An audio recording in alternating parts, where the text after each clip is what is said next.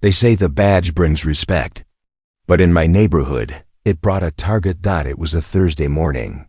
My wife, Emily, had just gotten home from her overnight nursing shift and parked in front of our house, her own house, just like always. Not even 10 minutes later, she called me with this weird tightness in her voice. I was still at the precinct, halfway through writing a report on a stolen pickup. She whispered, "There's a ticket on my windshield, from the HOA." My stomach dropped. We'd been living in Oak Ridge Pines for 7 years, a quiet, cookie-cutter suburb with picket fences and petty rules. I never had a problem with the HOA until they decided Emily was one. The ticket was for street parking during restricted hours, a $150 fine. Problem was, no such restriction had ever been enforced before. Not once, and we weren't blocking a driveway, a hydrant, or anything. I told her to leave it alone and go inside. I'd handle it. But Emily, being Emily, walked next door to ask Mrs. Franklin, our neighbor and HOA vice president, about it. That's when things turned ugly. She said my car looks like an eyesore, Emily told me over the phone. And she said I should know better, especially being married to a man in uniform. That did it. I pulled into our driveway an hour later, still in my patrol uniform. Walked straight to the HOA's little office at the clubhouse. The place was quiet, empty except for Carl, the balding, nervous-looking HOA secretary. I placed the ticket on the desk and calmly said, "I'd like to know why my wife is being fined for something half the block does daily." Carl stammered. Said the board voted to start enforcing long-standing rules because of complaints. "What complaints?" I asked. "We've had the same neighbors for years. You just singled out my wife." He wouldn't answer. Just kept fumbling with papers like the fine might disappear if he looked busy enough.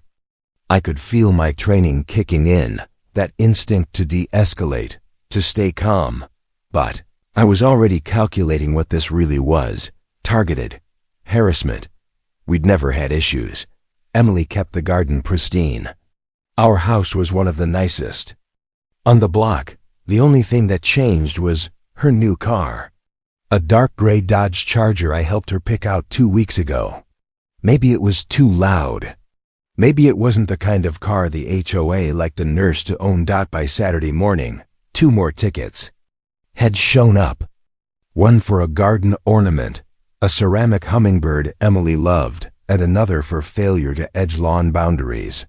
That one made me laugh. I'd literally mowed the lawn the night before. But the laughter didn't last. I went straight to the HOA president, Mr. Donnelly, a smug retiree with a permanent scowl and too much time on his hands. He greeted me on his porch like I was a nuisance, not a neighbor. "You people think you're above the rules just because you wear a badge," he said, folding his arms like he was daring me to react. "Well, around here, the HOA runs the show." "You're crossing a line," I said, trying to hold back. "No, your wife did. Parking in the wrong place, ignoring appearances." "Bringing that," he nodded toward the Charger down the street, "muscle car nonsense into our peaceful community." And there it was, the truth. It wasn't about rules. It was about image. And they didn't like how we changed theirs. I didn't yell, didn't threaten, just said, "Thanks for your honesty." Then I went home, pulled up my home office files, and started reading the HOA's bylaws line by line. Over the next 2 days, I discovered something they clearly hoped no one would notice. The entire HOA enforcement structure was riddled with illegalities. No public notice before enacting fines. No warnings issued as required in the bylaws. And several board members, including Donnelly, had been using HOA funds for personal landscaping expenses, which was a direct violation of state codes. They wanted to play games. They forgot I knew how to build a case. By Monday, I had compiled a 12-page report. And I wasn't just going to argue back. I was going to file it formally, not as a neighbor, as an officer. And I wasn't going to stop at their shady fines. I was going to find them back, legally. But before I could serve the papers, something happened. We woke up to find our mailbox smashed in. The hummingbird ornament shattered on the porch. A note left behind, scrawled in permanent marker on our welcome mat. Cops don't run the HOA. Emily clutched my arm, shaking.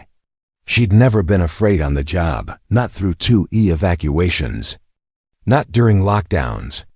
But now, in her own front yard, she was scared. That's when I promised her. They started this with a $150 fine. They had no idea what it would cost them.